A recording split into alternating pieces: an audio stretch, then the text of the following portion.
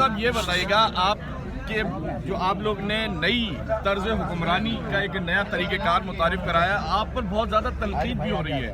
لوگ بول رہے ہیں کہ چوڑیاں بانٹ رہے ہیں، سب کچھ کر رہے ہیں، لیکن اسٹریٹ کرائم پہ کچھ نہیں کر رہے ہیں. اس پر آپ کیا کہیں گے؟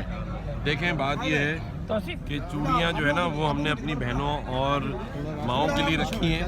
ایسا نہ ہو کہیں کہ جو زیادہ تنقید کر رہے ہیں ان کو پھر میں چوڑیاں بھجوا دوں. اچھا تھوڑا ہی بتائے گا، پتہ چلا کہ شہر سے آپ کے پمفلٹ پھٹ رہے ہیں، آپ کے پمفلٹ ہٹائے جا رہے ہیں، تو وہ کون سی مافیا سرگرم ہوئی ہے آپ کے خلاف؟ وہ لوگ کون ہیں یہ لوگ؟ دیکھیں یہ وہ عوام دشمن لوگ ہیں، کیونکہ یہ جو بینر تھے اس کے اوپر صرف یہ لکھا تھا کہ جو اس شہر کی عوام ہے وہ افطار کے اوپر رمضان کے مہینے میں گورنر ہاؤس آ سکتی ہے اپنی فیملی کے ساتھ.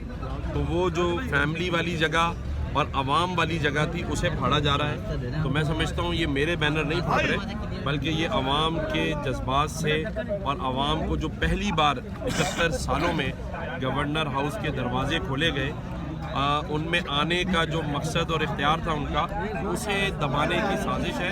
لیکن میں سمجھتا ہوں کہ ابھی پورے شہر میں اور پورے پاکستان میں بات پھیل چکی ہے کہ آخری رمضان تک گورنر ہاؤس میں افطار اور ڈنر کی دعوت ہے، اور 10,000 نہیں 15,000 نہیں 20,000 فیملیز بھی آئیں گی. تو انشاءاللہ میں وہاں ان کے ساتھ افطار اور روزہ کروں گا. میں نے یہ عہد کر لیا ہے کہ اس مشکل وقت میں اپنے بہن بھائیوں ماں باپ بھائیوں کے ساتھ رہوں گا. یہ سب میری فیملی ہے اور اس فیملی کے ساتھ ہی انشاءاللہ رہیں گے. حالانکہ یہ وعدے تو کسی اور نے کیے تھے، اب ایک ایک کر کے عمران خان کے وعدے میں نبھا رہا ہوں. تو عمران بھائی آپ خود سوچیں کہ وعدے آپ کے تھے، نبھا میں رہا ہوں.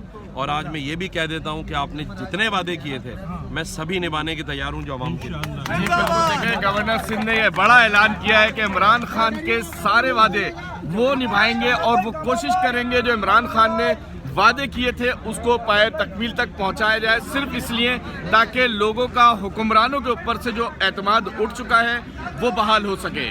جی